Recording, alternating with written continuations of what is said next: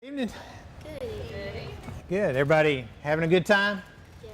Yeah, well, it gets better, I hope. We're going to begin tonight to delve a little bit deeper into some of the things we just introduced a bit last week, and that's the relationship between faith and science, which, again, we looked at sort of from a historical perspective last week a little bit. Let me tell you about a conversation I had right after a church service Sunday morning with one of the people and young men in our congregation that came up to me and said, I need to talk to you sometime. And I said, sure, well, what about? And he's in college, and he says, I know what I believe, or at least I think I do. But he said, I'm getting hammered. Those were his words. I'm getting hammered all day, every day in class about evolution and about how stupid people are to believe in God and a creator or the Bible. And I didn't make this up. This happened this Sunday, okay? And he approached me. The passion that drives me to be here with you, I enjoy your company for one thing, but the passion that drives me to be here and do this is because I've had that same scenario played over and over and over again with folks, young people who've gone off to college, and they've called back and said, I need to come to talk to you. And as you talk with them, you will find, and some of you may have experienced, that what they're exposed to, what they're being assaulted with, and it's probably not too strong a word, is not a rational discussion of the evidence or the facts or the options. It's a barrage of insults about how dumb people are that believe in a creator. Okay? So that is what drives me. And I hope that through this you will find something that can settle into your soul so that when you get assaulted someday about being an idiot for believing in a creator God, it won't rock your world too bad. I'm not encouraging you to go out and get in a debate with people and try to convince someone else of what you believe. But I am hoping to solidify your faith so that when someone in authority over you, such as a college professor, tells you you're stupid for believing in this book, that you know better. And so you can just sort of say, I'm sorry you feel that way, but I know better. And just walk away if that's what you need to do. Okay? That's what apologetics is all about. So it is a passion for me, as I hope you can tell by now. But tonight we're going to look at a very basic conflict between what academic science often teaches now and what people of faith believe. And the question is really very simple when you break it down to its roots. Before I tell you what that question is, though, I want to first tell you the charade that sometimes goes on. You know how a magician works? You ever watch a magician? That's good. Basically, it's a trick, right? It's an illusion. How do they pull it off right in front of you? Tricks. Do what? Tricks. Okay, yeah. How do they do that? If I can't be a magician. If I could do tricks, I'd stand up here and do some tricks, but I can't do that. Okay? But, a good magician can be this close to you and pull off a really neat trick where it looks like something appears or disappears or something. How do they do that? They draw your attention away. Exactly. Thank you. Distraction. They get you looking up here while they're doing something down here. Okay? Or they, actually in more reality, they get you looking at the scantily clad assistant, right? While they're doing something else over here. So you just don't see what they're doing. And unfortunately, people that I would say are not honest or open about their science. Some of it, I think, is true dishonesty. Some of it is truly not knowing any better. Do the same thing with big questions, such as evolution, the creation of the universe, the origin of life. Okay? They try to get you so involved in a big picture that it becomes a distraction about what are actually very simple, straightforward questions. And the distractions are these. Okay, if you give something enough time, anything can happen. Given enough time, the impossible becomes possible. Okay? Those are almost direct quotes out of many scientific journals. Given enough space, anything can happen. There are billions of planets out there. So there must be another place where life exists. Okay? It's a distraction. It avoids answering the questions. So what are the questions? Does what we see around us make the most sense, that it developed by random chance with no guidance, or was it designed? Was it made for a purpose? Okay? So, does everything you see around you in the universe or in life, in what I would call creation, can that be explained rationally that it came about by random chance with no guidance, or can it best be explained by the fact that there is an intelligence behind it? That's really the question. Because you see, true Darwinian evolution, okay, and true naturalism, that's the materialistic naturalism is sort of the catchphrase now in science, would tell you that everything that came about by random chance, without any kind of intelligence behind it, with no purpose toward which it was headed, and just by randomness, everything developed. And so we just happen to see the world around us, we happen to experience life as we do, just pure by random chance. Okay? Or, the other side, was there an intelligence behind the origin of things as we know them? Which makes the most sense? Which best explains the observable facts? That's really the question. Okay? And this particular young man I was sharing with you the story a minute ago, Sunday, was told specifically that he could not even consider, if he was serious about his science, he's a biology major, that if he was serious about his science, he could not even consider the possibility of intelligent design. Okay? Because it wasn't science. It couldn't be proven. It didn't happen that way. So therefore, if he wanted to be a serious scientist, he could not even consider, it couldn't even be discussed that there might be such a thing as intelligent design. Now, this happened this past week at the college in Cookville, where you attend. Okay? So, I want us to look at that question tonight. The idea of randomness versus design. Because that's really the question. Do not let people get you distracted by smoke and mirrors. It doesn't really matter how much time has elapsed or how big the universe is. The question is the same.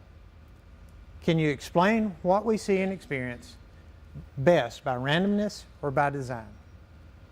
Now, to me, I'm going to approach this tonight 99% from a sort of philosophical point of view. I'm not going to talk much at all. I've got 2 or 3 scriptures I'm going to throw out for your consideration. But we're going to look at this purely sort of philosophically and scientifically. Okay? Okay, I got a couple of questions for you.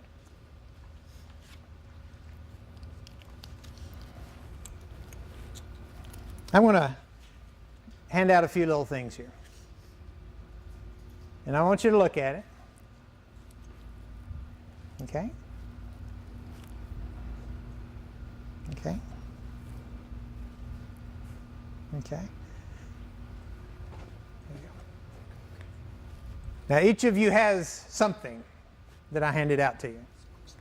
And I'm sorry, what's your name? Lucas? Okay. Lucas, what would you describe that you're holding in your hand? Describe that to us. I mean, it's smooth but rough at the same time. Okay. Black. Okay. It's kind of heavy. What is it? A rock. It's a rock. Okay. That particular rock came from the lava dome that exploded from Mount St. Helens. Okay? That's where it came from. Is that designed? Could you make an argument that that was random, or was it designed? That was random. Okay, I'd buy that. And your name? Jessica. Jessica, what do you have? An arrowhead. Okay. Is it a rock? Yeah. Yeah. It's a flint rock. Hold it up so everybody can see it. Okay. Was it designed? Yeah. It's a rock, just like Lucas's rock. That, but it's shaped. Okay. How do you know that that's designed? Well, you can see where they chipped it. Okay. Why would somebody do that? So they can kill stuff and eat it. Okay. It had a purpose, right? An arrowhead was used to lash onto the tip of a stick, to shoot from a bow, to shoot an animal or whatever, right? So it has a unique design that serves a particular purpose, right? Did you have to think hard to answer the question, was this designed or random? No. You just sort of can tell that, can't you? Okay. Your name? Jordan. Jordan? What about yours? I can see you through it. Okay. What is that? It's a good question. Okay. Is it a rock? I think so. Okay. It is a rock. Okay. Is it designed? Not really. Okay. Not really. But it's a little bit different than Lucas's rock, isn't it? Yeah. This is a stalactite that came out of a cave. Okay. It's actually a thing called a soda straw because, as you can see, it's hollow down the middle, right?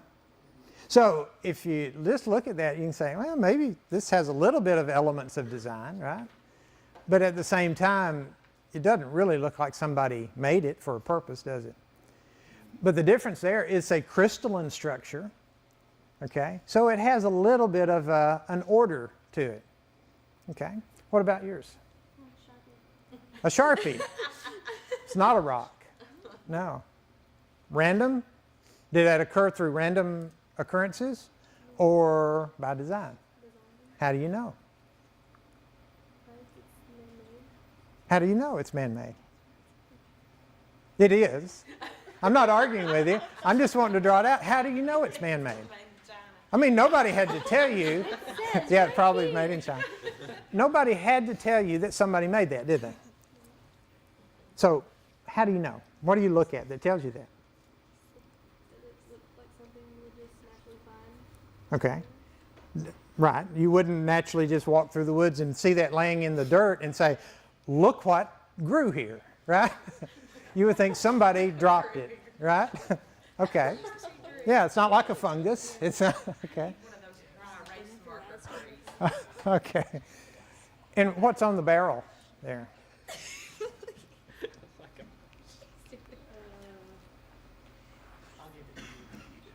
Words? Yeah, words, right? Did the words on there just happen to fall there? Did they just happen to appear? Because the right combination of ink and pigment and all that stuff just fell out of the sky? No. Doesn't happen that way, does it? I'm being silly. But it makes a point, I hope. What about here? What do you got? I think it's coral. Okay. Hold it up so they can see it. Random or designed? That's a tough question. Okay. I guess you could say either. I mean, yeah, you'd have to say it was designed, I guess. Okay. What if I told you that that's not coral, even though it looks a lot like coral? It's actually a gypsum deposit from a cave, from the wall of a cave. They told me it was coral. Andrew. It's the last time you bust the curve for anybody, buddy. No, you knew that. No. I said I did. So it has some shape. It has an unusual shape, doesn't it? Does it look like it particularly was made for a particular purpose? Not really. Okay. Let me see your Sharpie. Okay, and your arrowhead. Okay. Okay. Do you have to think hard about which of those things in your hand was designed and which might be random? No. Okay, the basic difference is what? You can quickly see that somebody or something that had a purpose made the arrowhead, right? Has anybody ever seen an arrowhead that you didn't think somebody made? Now, I've seen some rocks that sort of chipped out and they were sort of triangular, but this arrowhead is really neatly done. It's got the little notches for the lashings and it's got the chips along the side for the barbs. Okay? Is there anybody in here that thinks either of these things could have just happened? Anybody? Anybody question it at all? If you do, now's the time to speak up. No, everybody knows better, right? Okay. What about this? Okay. What is that? It's a book. Okay. And what is a book? It is a compilation of words that make up a story. Okay. Very well put. All right. If you were walking through the woods and you saw that, would you even have a second of thought, look what grew here? Would you? No. Because it looks and does have a design and a purpose. And not only that, but now we've moved into a different realm. You said this contains a compilation of words. I don't even know if That's that's a word. a good word. Okay, that's a good word. I was hoping it was. That tells a story, right? Okay. That's another way of saying that this, what's in here, relays information, right? Excellent. It relays information. Okay. What about this? Silas, what is that? Computer. Are you sure? Yes. Okay. Go ahead and click on that.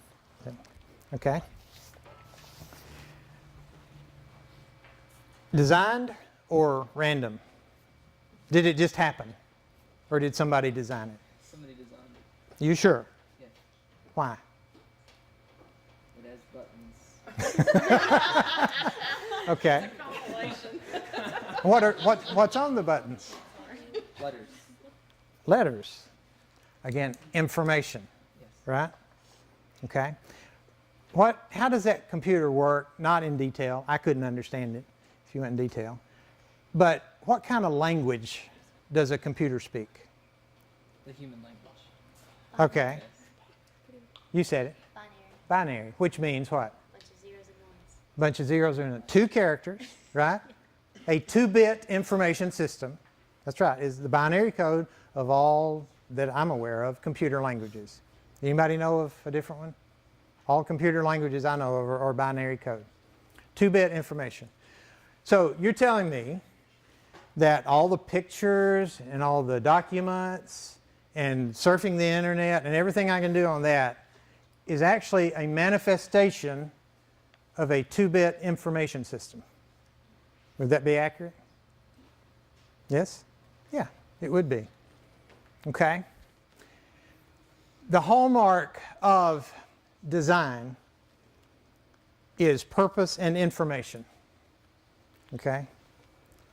The hallmark of something being designed is that it has purpose. And that purpose may be as nebulous as art or as purposeful as a computer or a Sharpie for a very specific purpose. Purpose and information. Okay? The hallmark of intelligent design is that in some way, form, or fashion, there is information manifested. Okay? You have handouts that you were given tonight. I typed those up. Okay? I was trying to relay to you some information in doing that. So I designed the handout. Okay? Can anybody think of one instance that you can think of where information is passed between parties where there is not an intelligence behind it? Radio waves, television, signals, computers, books. Anybody? Can you think of one instance where information is passed, that there is not an intelligence behind that process? Anything? Okay. The reason you can't is because it doesn't exist. Okay? And I say that from a scientific point of view. Nobody can tell you of a situation where information is manifested that there is not an intelligence behind it. The only place it's questioned is in life. Things that are alive. Now, are things that are alive a manifestation of information? This computer works on a binary code, binary language. Okay? What makes life work? Everything that we know of that lives, that has life, what makes it work? What makes it alive? DNA. What is DNA? Deoxyribonucleic acid. All right. And describe it a little more. It's 4 different bases that code the way that your body is, basically. Okay. The basic cellular information that's contained within every cell that is alive, plant or animal, from bacteria on up, okay, to elephants.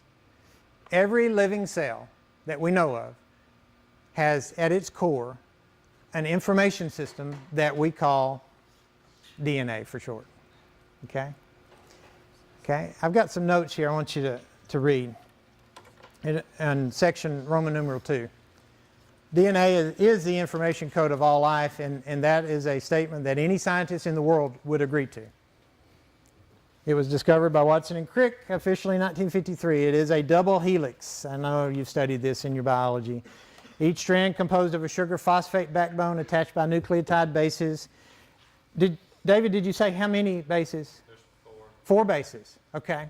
So it is a 4-bit information code. There are 4 bases that line up in different sequences that eventually determine what is expressed right out of that. So the computer, which is pretty neat, I mean the computers are awesome, right, is a 2-bit information system. Now let's go up to a 4-bit information system, and we go from a computer to a person.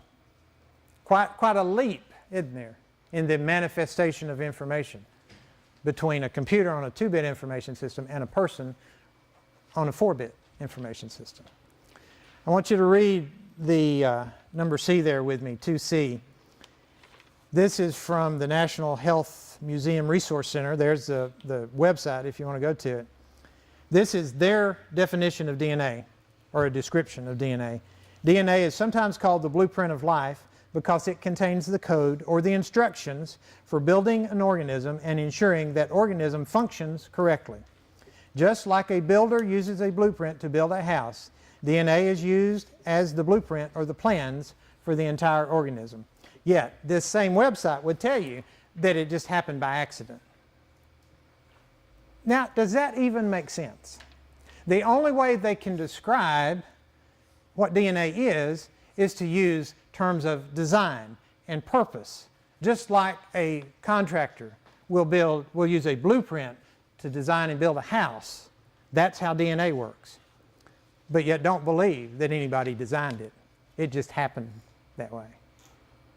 Now, does that even make sense? Let's go and look a little bit more deeply into it. DNA is encoded information in the most complex informational system that we know of. Okay? Humans have approximately, and it's a big approximately because nobody knows how many cells are in the human body.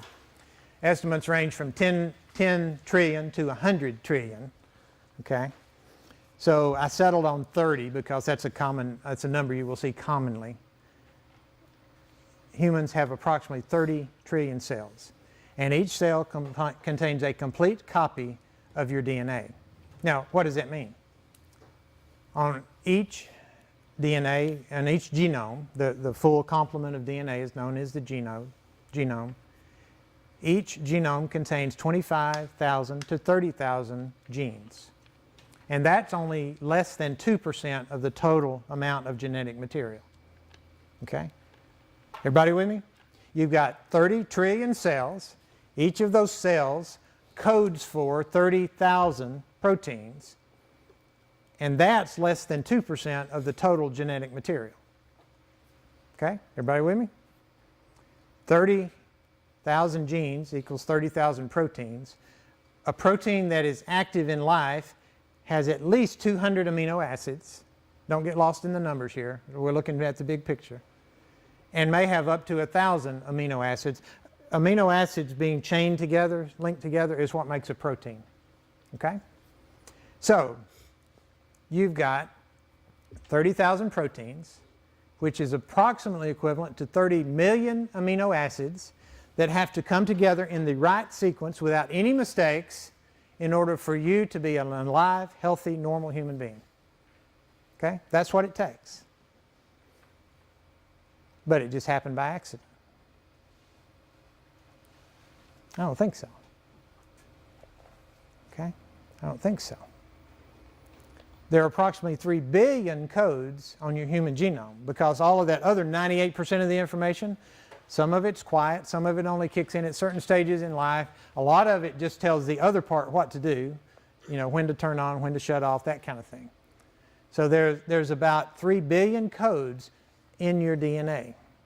Now, let's look at some numbers. So those are big numbers. I can't grasp those. So let's put them in perspective a little bit. And you're going to have a cheat sheet right in front of you so to help you with this, okay? But if I started counting seconds, let's make it more interesting. If I started handing you dollar bills at 1 a second, okay? And I stood here and I didn't stop, didn't take a bathroom break or anything, okay? 1 a second. How long would it take me to give you $1 million? 12 days. Okay. If I kept handing them to you, how long would it take me to give you $1 billion? 32 years. 32 years. And how long would it take me to give you $1 trillion? 32,000 years. 32,000 years. 32,000 years. Okay? Get some feeling for those numbers. Okay? Your body has 30 trillion cells. It takes 32,000 years to be 1 trillion seconds. Big numbers. Okay? I want you to get the enormity. Could life that we're describing here, could that have happened by chance? Okay? I'm going to read you some quotes here. They're in your handout from atheistic scientists about the probability of life happening by chance. Now, these are atheistic scientists. Let's read them.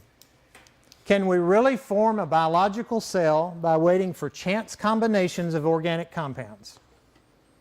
Harold Morowitz, who was a biophysicist at George Mason University, and on and on and on. His credentials are there a little bit. In his book, Energy Flow in Biology, computed that merely to create a bacterium, a single-celled organism, would require more time than the universe would ever see if chance combinations of its molecules were the only driving force. That's an atheistic scientist. Basically telling you that from his understanding, life could not have happened by random chance. But yet, he believes that life happened by random chance. Okay? Got lucky. The odds of the chance formation of a single simple protein. These are not my calculations. These are calculations of scientists who do not believe in creation. Okay? They've calculated the odds of that happening. Horowitz just said it couldn't happen. He didn't think. Others have calculated the probability, not of a DNA code, not of a life form, but of a single simple protein, one protein, forming by accident, by random chance. 1 to 10 in the 122nd power. And I typed it out there so you get some idea of how big a number that is. Anybody want to take those odds on the next game, ball game? Okay. That's a number so big I don't even know what it means. Okay. 10 followed by 122 zeros. Some scientists have argued that given enough time, Here's your smoke and mirrors. Even apparently miraculous events become possible, such as the spontaneous emergence of a single-cell organism from random couplings of chemicals. Sir Fred Hoyle, again an atheist, a British astronomer, this is one of his famous quotes, that was about as likely as forming a 747 jumbo jet from a tornado whisking through a junkyard and throwing the pieces together to come out with the 747. Since 1979, articles based on the premise that life arose through chance random reactions over billions of years have not been accepted in most scientific journals because they know it didn't happen that way. Okay? Now, do your textbooks, and I'm asking, do your textbooks still either implicitly or explicitly, in other words, directly or by implication, still teach you that life arose by random chance? Does it do that? Do they? Okay. The scientific world has said since 1979, that's 89, 99, 2009, for over 30 years, that we know it couldn't have happened that way. Okay? And so within the scientific journals, no serious scientist will even look at an article anymore that says it did happen that way because they all know it couldn't have. But yet it still creeps in those textbooks. I find that odd. Like we were talking last week, some things are in there that have been known to be untrue for a long time, but they've not been replaced by anything else because there's nothing better to replace it with that still fits their paradigm or their view of the world from their perspective. So it's left in the textbooks.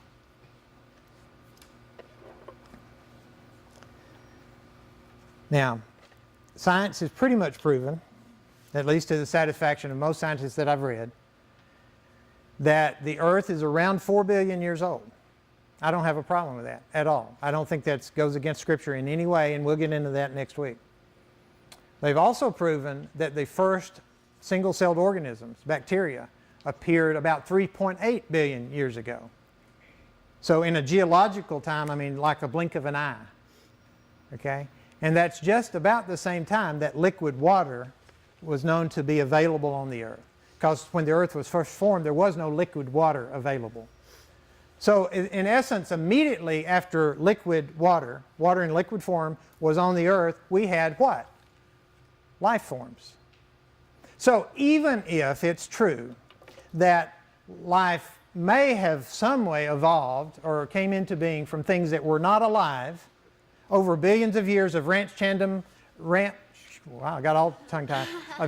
random chemical reactions, even if that were true, that's not what happened on the Earth anyway, according to science. Sort of odd, isn't it? That we're still taught that we're stupid to even consider intelligent design.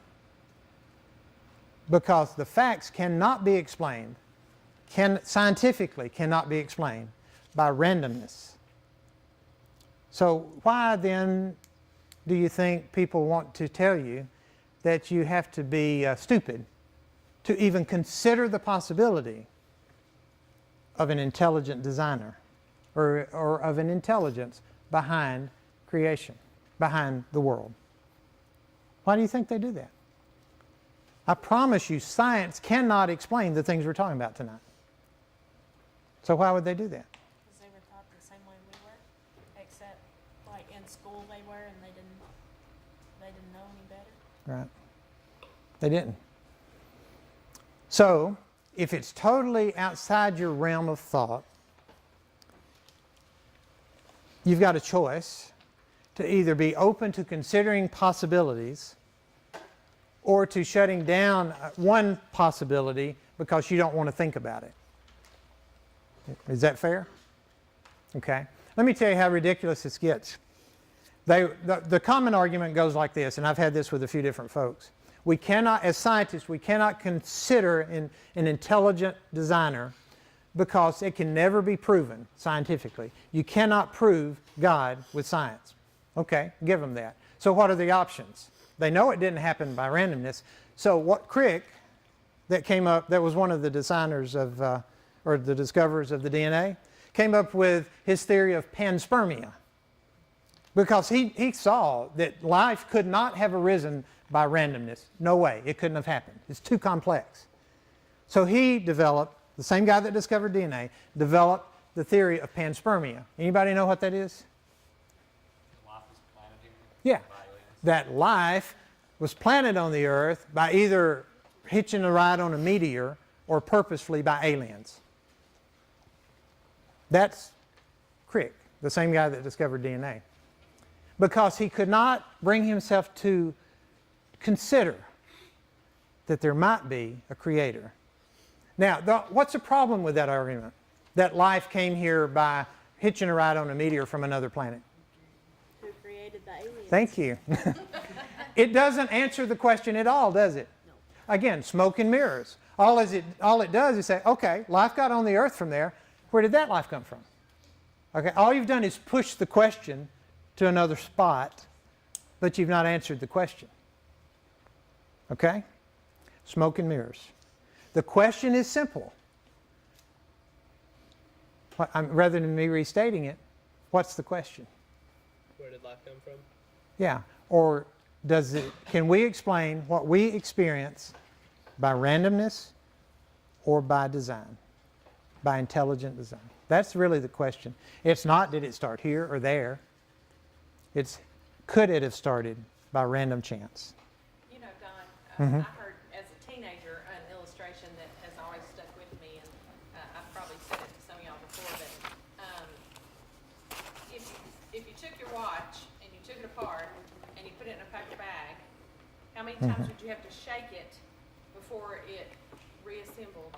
Before it came out like a watch again? Yeah, reassembled and was a working watch. You know, I mean, that's obviously, hopefully everybody can answer that that's absurd, you Right. know? Mhm. But that's in essence what Yeah. they're saying, even on a Exactly. more absurd scale. Yeah. You know, a watch is not nearly as complicated as a person. That's right. So, Much fewer parts. yeah, it's, And there's another old illustration, you know, the monkeys with typewriters in a room. Have you heard that one? If you put 100 monkeys, each with a typewriter in a room, that could sit there for the rest of their life typing out at random on the typewriter, how long would it take them to write this book? Would it ever happen? No, and keep in mind in that scenario that somebody had to design the typewriters that they're using, okay? Would they ever write this book? No. But yet, you, who are infinitely more complicated than this, people want you to believe that there was nothing that designed you. You just came about by random chance. Again, the smoke and mirrors. Oh, given enough time, anything can happen. Well, no, it can't. And we all know that. Given enough time, would this have ever just formed? Of course not. But that's what they're saying. Okay? Now, why is that important to you right now, other than hopefully solidifying your faith a little bit? It's because of what it should tell you about who you are. If life was not the result of randomness, then something designed life. Again, a simple question. It's either random or it's by design.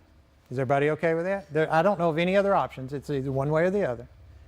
If it was not random, then it was by design.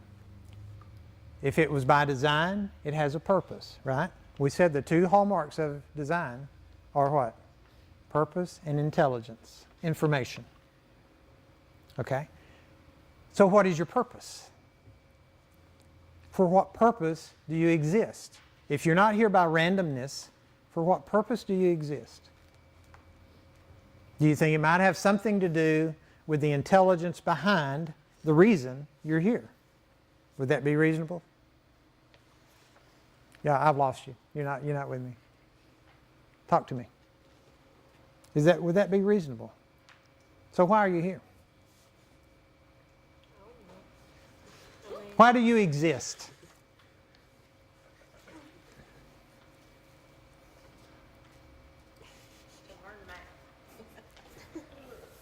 It's a good question, isn't it? If you're not here because of just random chance, you're here by design. And so I would encourage you to start looking for your purpose. Fair enough? And you're not here by randomness. Okay? There's a reason for it. We will look at a little more closely about microevolution, macroevolution, and that type of thing as we get on into this a little bit deeper. But I think for tonight we probably won't get into that. We'll maybe next week or the next. Let me give you a little bit of evidence of design of the universe. We've talked about so far evidence that it could not have happened by random chance, so it sort of by default had to happen by design. I want to flip that coin over now, and let's look at some evidence for design, some positive evidence, not just negative evidence. Okay? And for this, I've got the scriptures there for you, because we've talked about the Bible, the fact that it's reliable, the fact that it's accurate. This is what a couple of verses about what the Bible has to say. The heavens are telling the glory of God, and the firmament proclaims His handiwork. To whom then will you compare me that I should be like Him, says the Holy One. Lift up your eyes on high and see. Who created these? He who brings out their host by number, calling them by name, by the greatness of His might, and because He is strong in power, not one is missing. And then from Romans 1, it's not in your notes. For since the creation of the world, God's invisible attributes are clearly seen, being understood by the things that are made, even His eternal power and Godhead. And then it goes on, so they are without excuse if you don't know God. In other words, in plain language, it's saying God has given testimony of Himself by showing His own character through all of creation, all of the things that He's made, so no man can say, I didn't have a chance to know God. That's really what it's saying. So that's either true, those are either true statements or they're not true statements. That the creation, the universe and the world as we know it, was created by an intelligent designer for the purpose of being allowed for intelligent creatures on the earth, us, to be able to get to know Him. That's really a summary, a paraphrase of those passages. Everybody okay with that? So let's look a little bit here from a scientific point of view. Positive evidence of design. Okay, it says in your notes 122 identified physical constants necessary for life to exist as we know it. Okay? What are physical constants? Those are things that have been found scientifically, such as the gravitational force, the intermolecular forces of compounds, the speed of light, and the tilt of the Earth's axis, the size of our moon and its orbit around the Earth, okay? The movement of tectonic plates on the Earth that cause, the earthquakes when the tectonic plates slide against each other. Okay, all of those things are physical constants that scientists have identified that have to be in place for life to exist as we know it. Again, this is not a theological discussion here. This is a scientific discussion. Okay? So 122 of those things that I just mentioned have to be in place, and there's probably more than that, for life to exist as we know it. Okay, so let's do what a good scientist would do. Let's calculate the statistics. What are the odds that all of those 122 constants would exist at any single place in the universe, on any planet? So let's be very generous in our assumptions here. Let's assume that there's 10 billion trillion planets. Okay, 10 billion trillion planets. That's probably more, that's certainly more than we know about. Okay, and it may be more than could possibly exist. So that's a very generous number. We're not shading the math here in our favor.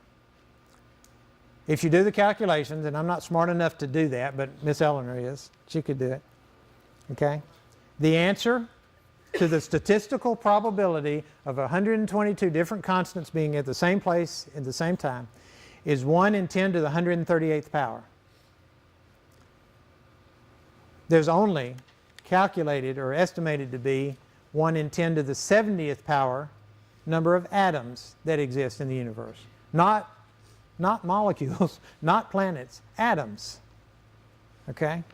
So what is the chance that those 122 physical constants would exist in one planet, anywhere? Zero. It's not a theological discussion, it's a scientific one. Okay?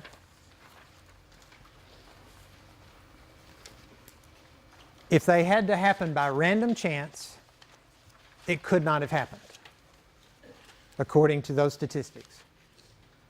But this would never have happened by random chance either, would it? Ever.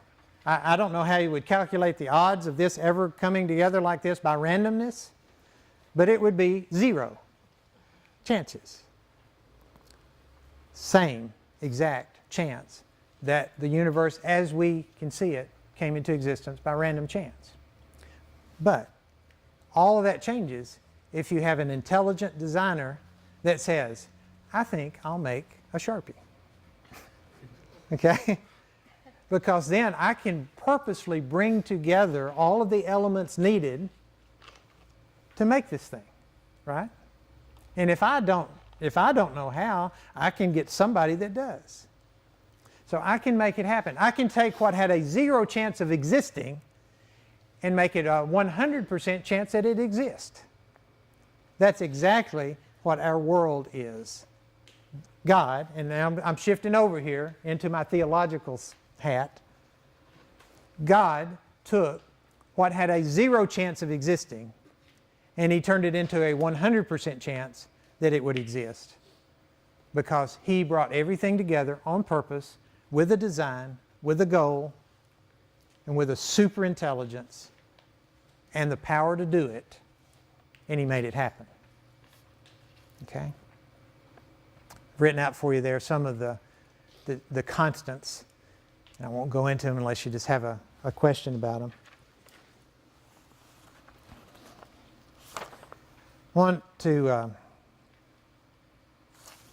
Let's look together on the bottom of page 4, and we'll close with this here very quickly.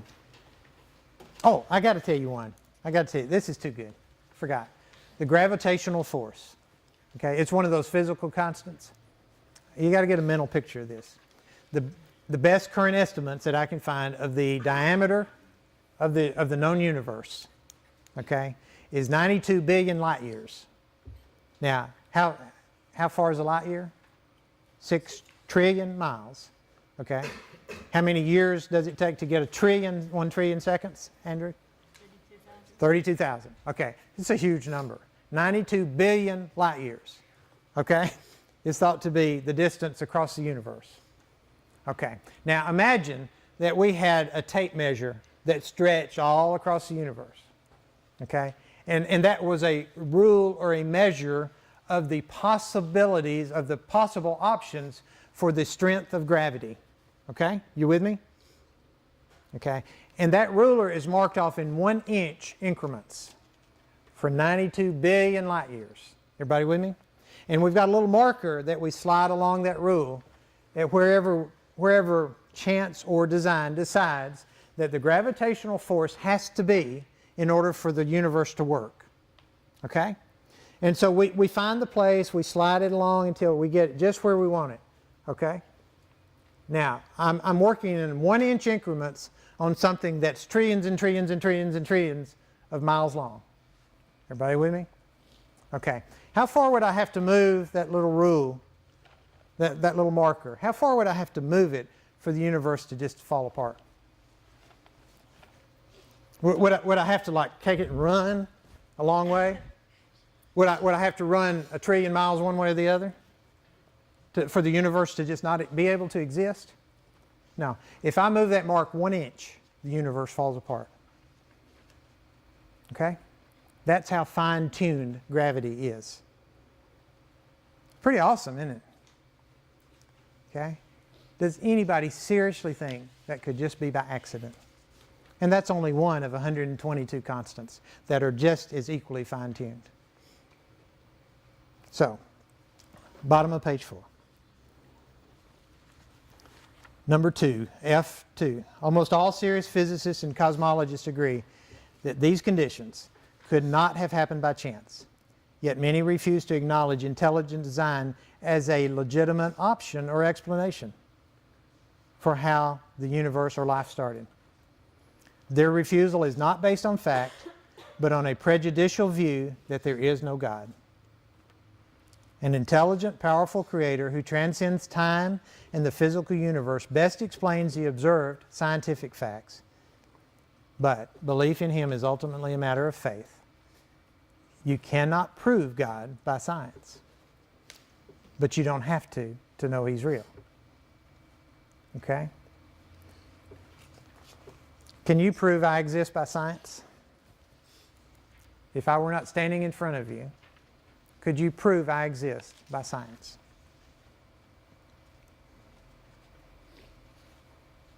I don't think you would. I don't think we'd be able to prove you individually. Right. We could prove that a human would exist. Right. No one like you. Right. That's what I'm saying. Okay. But could you infer, if you looked at handouts I'd made, if you talked to people who had talked to me, could you draw a reasonable conclusion that I exist? The fact that I exist, would that be perhaps the best explanation of the facts that you could gather? If indeed I exist. Okay? Yeah. That's how we know God exists. Plus, God can do something that I couldn't do unless I'm here talking to you, is he can talk to you. He can make himself known to you. He's been doing it ever since man's been around. He does it through creation. He does it through his word.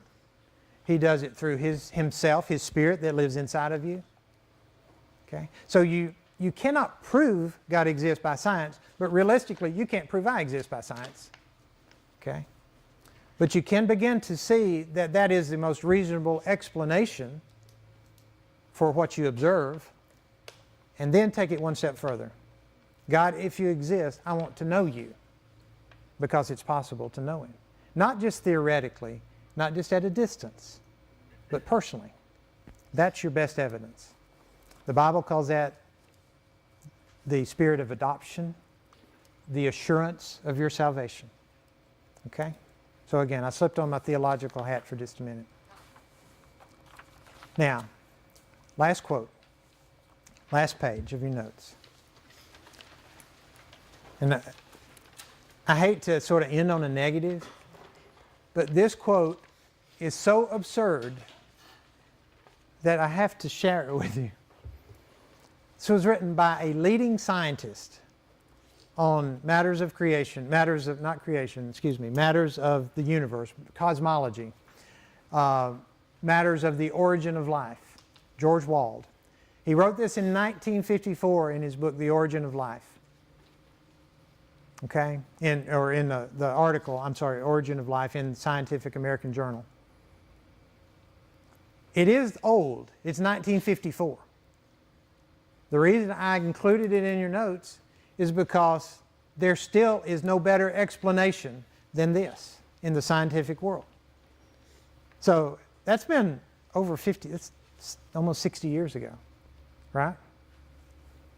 They still do not have a better answer. Listen to the absurdity of this by a leading scientist on what we've been talking about tonight. Most modern biologists, having reviewed with satisfaction the downfall of spontaneous generation hypothesis. What is spontaneous generation? What does that mean? Yeah, that life came from stuff that wasn't alive. Somehow, the rocks, things that were not alive, somehow life emerged from that. That's what spontaneous generation means. Okay. Most modern biologists have reviewed with satisfaction the downfall of spontaneous generation hypothesis, yet unwilling to accept the alternative belief in special creation, are left with nothing. I think a scientist has no choice but to approach the origin of life through a hypothesis of spontaneous generation. One has only to contemplate the magnitude of this task to concede that spontaneous generation of a living organism is impossible. Yet here we are. As a result, I believe in spontaneous generation. I couldn't have made that up. A leading scientist exposing his prejudice, acknowledging that what he holds dear, what he wants to be true, cannot possibly be true, but because he is unwilling to consider the option of intelligent design, what does he say? I'm going to stick to my guns and believe something I know cannot be true. Because to consider the option is unfathomable for me. That's what he's saying. And what's the option to which he's referring that he cannot even allow his mind to go to? Simply that there is a God. That's all. So I just want you to see the absurdity of the arguments that would tell you you cannot even think about God or you're stupid. And unfortunately, you will hear that. Okay? Any questions? I'm going to be done.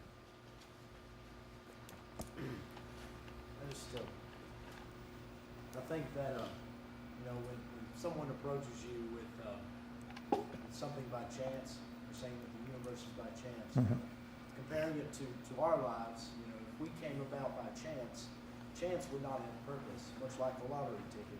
We don't focus on the tickets individually. Right. We just hope on the chance that those tickets win for us. And so, if we're by chance, we have no purpose. That's right. But if we look at almost through a marketing point of view, Sharpies are made with someone who sees a need that needs to be filled. Yes.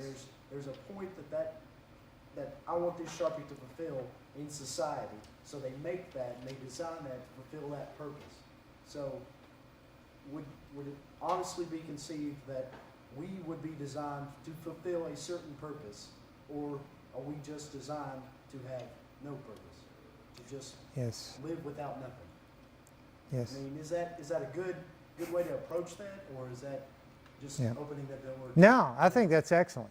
Very well stated, very articulate, because design implies purpose, right?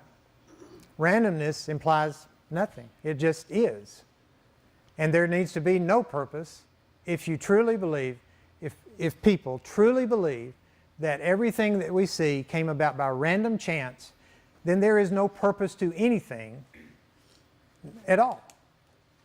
That's the ultimate result of a belief in true randomness. Okay?